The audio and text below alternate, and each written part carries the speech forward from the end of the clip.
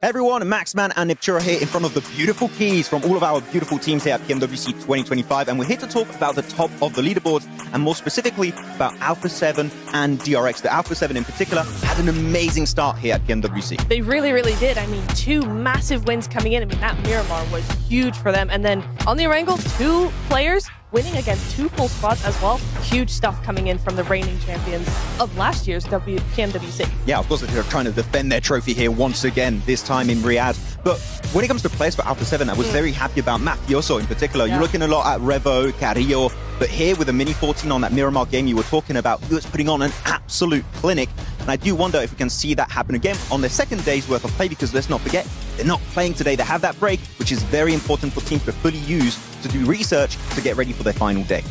It really, really is. I think we're going to be seeing a lot of teams try to catch up to A7 in today's matches just because they aren't playing today. One of those teams is going to be DRX, right? 1 point behind on the leaderboard so far. 1 point separates them. Today, they are going to overtake them.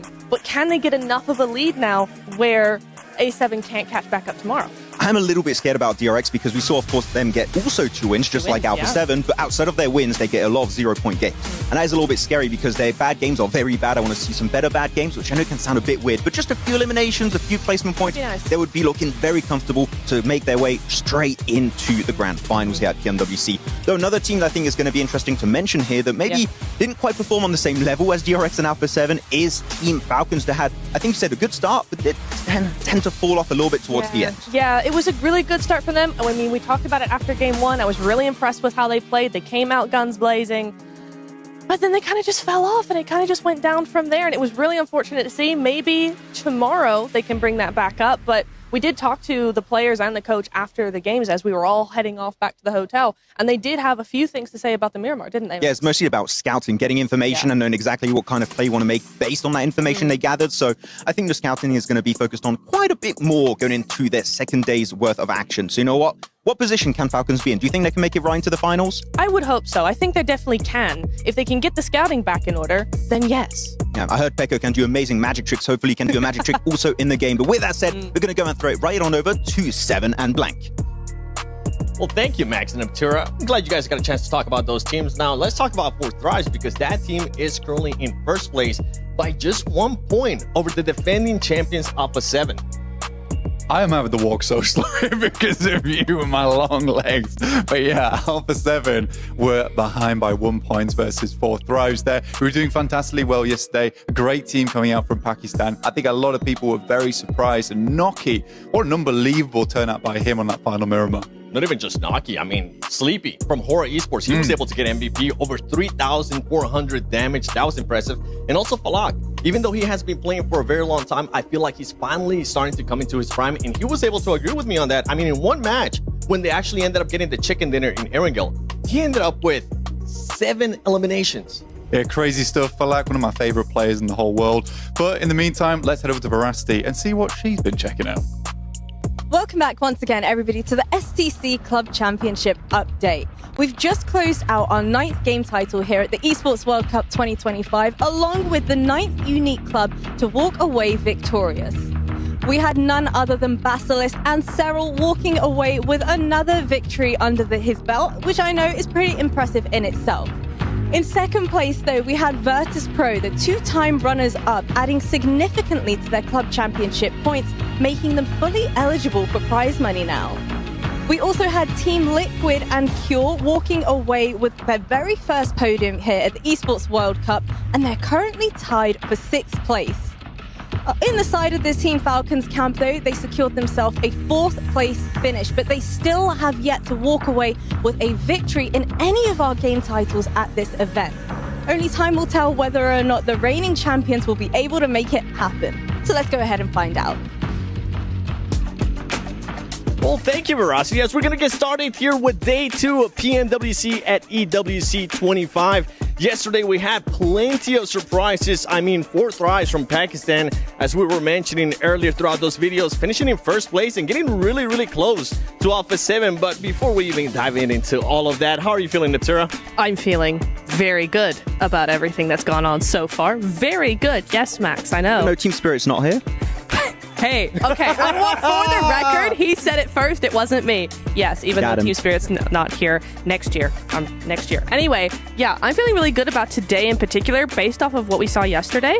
Coming into today with a new group, but also basically all of the teams that were in the top 5 minus A7 also coming in as well. I think it's going to be very interesting. Yeah, like after today, some teams will already have secured their spot for the finals. I think we're all in agreement on that point. But some other big teams going to be joining the battlegrounds today, right? Yeah. Thunder Talk, you got your Alpha Gaming. So a lot of people going to be supporting them today. So are very excited to get in these games today, Seven. Could it be the docketing happen again? You know what? We'll wait and find all of that out. I'm hoping that it doesn't end up happening. But in case you did miss day one, let's take a look at the Krilla top plays from day one, because we had a bunch. And I mean, talking about this player, 4 tries for lock. He was able to put up 7 eliminations, as we mentioned earlier, in just one match. He ended up popping off, Max. I mean, come on, it's Falak. Right now, the uncontested best player in Pakistan, okay? The guy has that MVP potential, unless I pick him, apparently, like in the PMSL CSA finals. Quite unfortunate. But it's good to see other players rise next to him. Like T24 has always been looking really good here, Neb.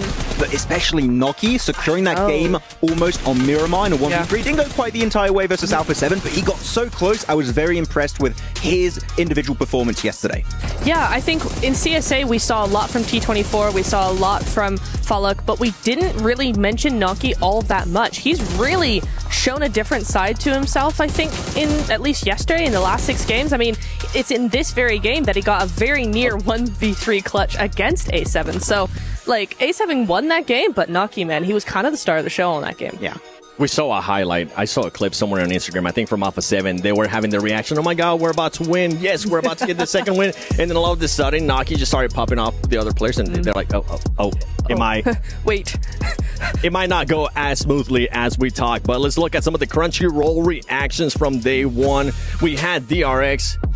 2 wins. Nobody expected that. Alpha 7, 2 wins as well. Honestly, I was not expecting that because of the caliber of gameplay that we expected to see here at PMWC. No, I think it's a really unprecedented sort of result that we're getting here for 4 games to be won by 2 teams at this level in this lobby, as you said. And especially, I think, not to be that person, but coming from Alpha 7, who historically don't do anything until later on. You know, they kind of are slow to start. You said this, 7. I'm using your own words against you here. I said they in are the past. slow to start historically. Yeah. So I think it's cool that we've got now 2 wins coming in from them as well.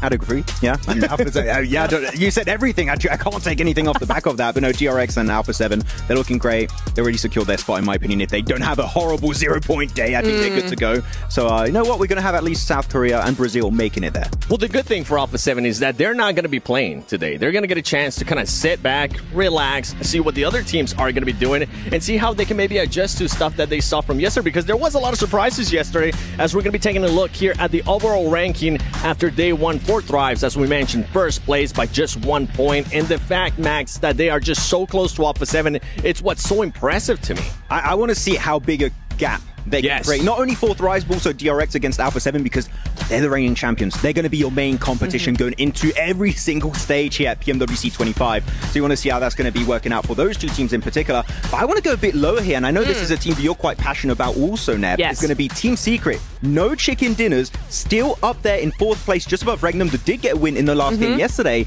Team Secret, the true silent survivors here in this lobby. Yeah. I am shocked that they have as many points as they do, because I don't think we really saw them yesterday at all. I was like, they've got this kind of weird 1-3 split coming through here. They kind of have this sort of very, very passive, secretive, if I may, sort of strategy about them. But for them to get 32 elims out of that does not seem even right to me. So, I mean, GG's, because I didn't even see that. So that's a really, really good result from them. But I guess I have to look more from them today. Yeah, I mean, they are a very silent, sneaky team. They just get in position. They're like, oh, we see a third-party potential from a distance. We'll just steal eliminations. I can tell you that those eliminations, not all of them came from their side. Like, they stole a bunch of those eliminations because they were so silent. They're going on to the second page here.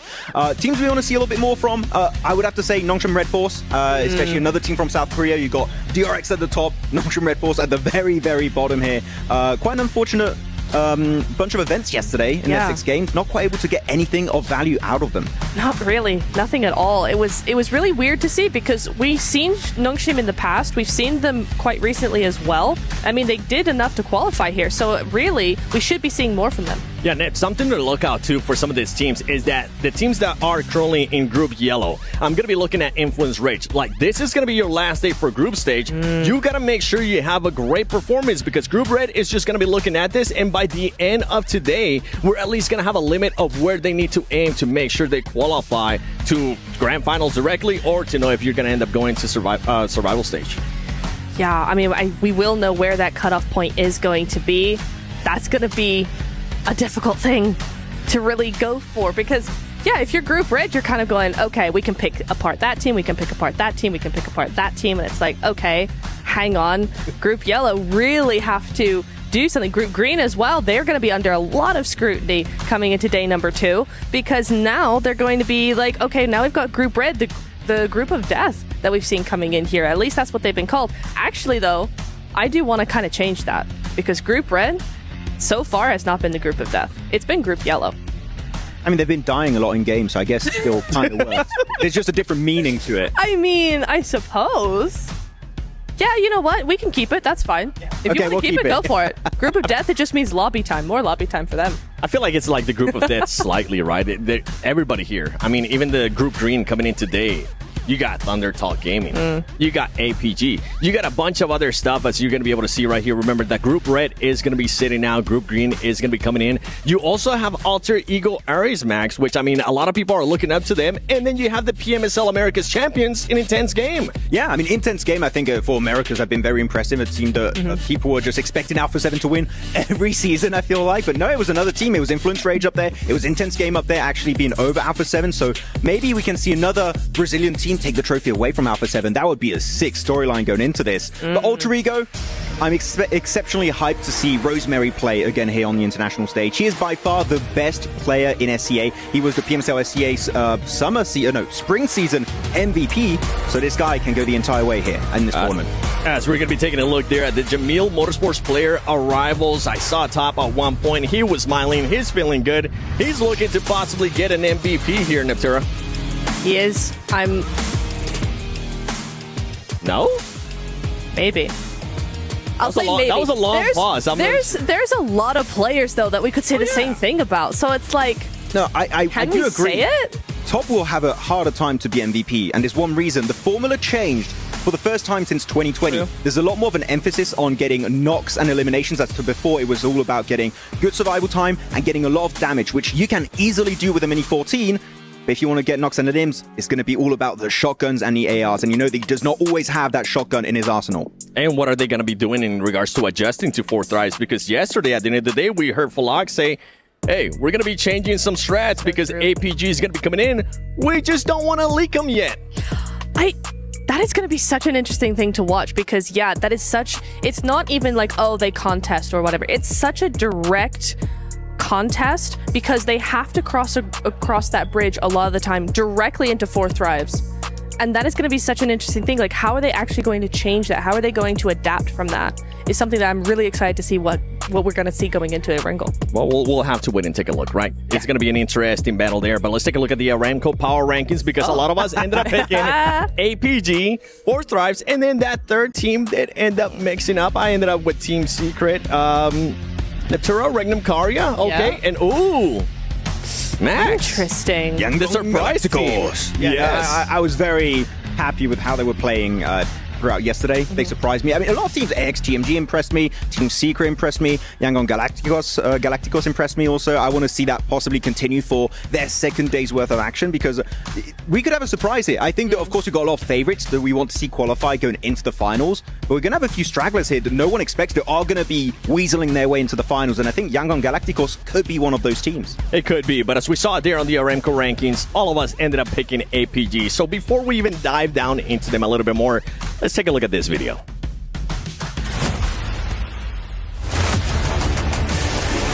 They go by a new name, Alpha Gaming, but this roster has been grinding for years. At its heart, the core of 4 Miracle Vibes, who put up a strong performance in the group stage with a 3rd place finish, ended up 12th overall at PMWC 2024 after struggling in the main tournament. This year, they have fought through the toughest lobbies, and now, with the rebrand, with a reloaded lineup, they are aiming for global recognition. They have brought Top, formerly of Star Wars Esports and Team Falcons, one of the most fierce fraggers in the region, aggressive, unpredictable, and clutch. And leading them all is Doc, the IGL, the tip of the spear and the team's top fragger. He doesn't just call the plays, he makes them confident, calculated, and deadly in pressure moments. Seal and Reefus are powerhouses of their own, and together they become one of the scariest teams in Central and South Asia.